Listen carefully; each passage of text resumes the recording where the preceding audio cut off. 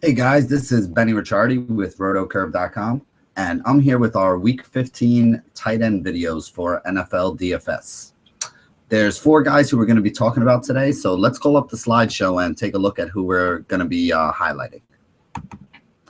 The four guys we're going to be talking about are Antonio Gates at 4,600, Greg Olson at 6,900, Zach Miller at 3,600, and Julius Thomas at 4,700.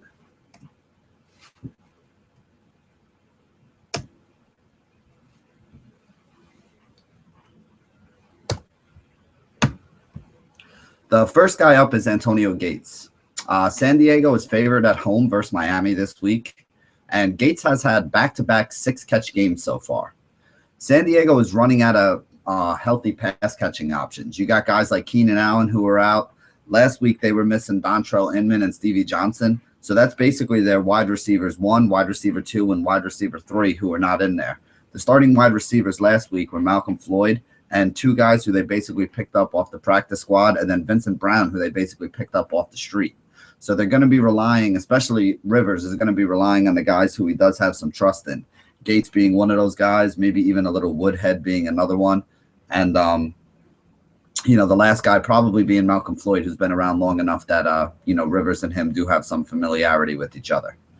Gates is actually the tight end that's averaging the most targets per game so far in the NFL. Remember, he missed the first 4 weeks of the season with that suspension, but since coming back, he's averaged 8.6 targets per game, which just edges out guys like Greg Olson, who actually has the most overall targets with 8.3 per game, but has a few more because he's been playing all season long.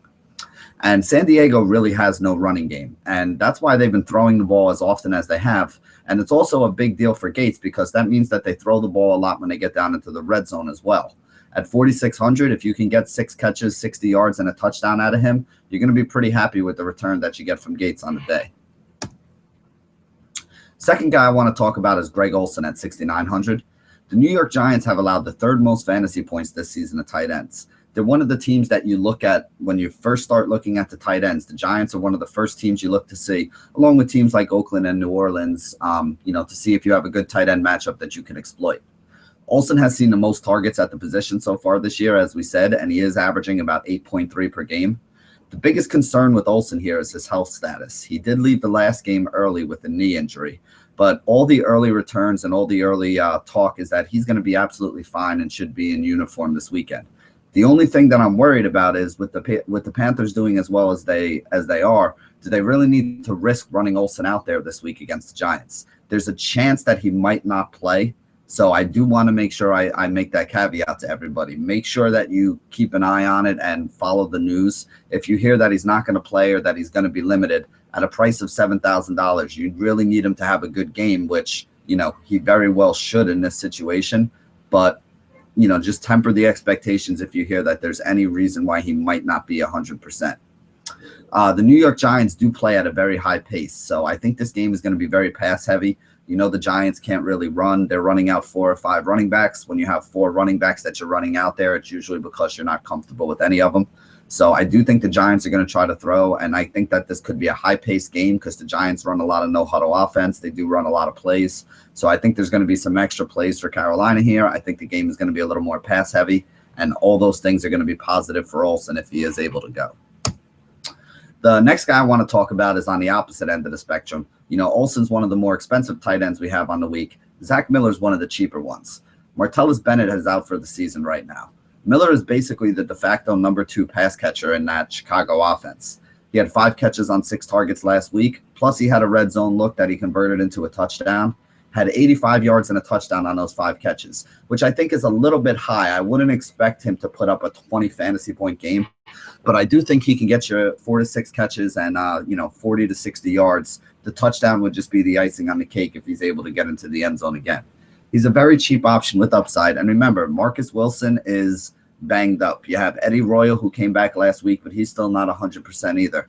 Cutler's probably going to be throwing the ball a decent amount in this game. I do think a lot of it is going to go to the backs and the tight end as, some of those short outlet passes. So I do really like Miller at 3,600. The last guy I'm going to talk about is Julius Thomas at 4,700. He's somebody that I've been rolling on a lot of rosters lately. He's averaging 7 targets since his return from injury, and he's going up against an Atlanta team that has given up the 7th most fantasy points this year to fantasy tight ends. Thomas has a touchdown in 4 straight games, and for whatever reason, I can't really explain it to you guys, but when the Jaguars do get down into the red zone, it seems like they're looking to throw the ball to try to get it in the end zone. So while I can't explain the reasoning for it, I do realize that it's happening, and that's why I think Julius Thomas even gets another leg up here, because I think he's got a good chance to get another touchdown if they do get in the red zone.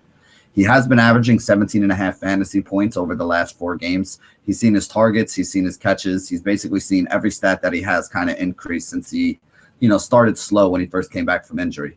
This Jaguars team is a high-volume passing attack, so I do think a guy like Thomas is going to have a really good game on Sunday, and he's one of my favorite options to roll out there this weekend.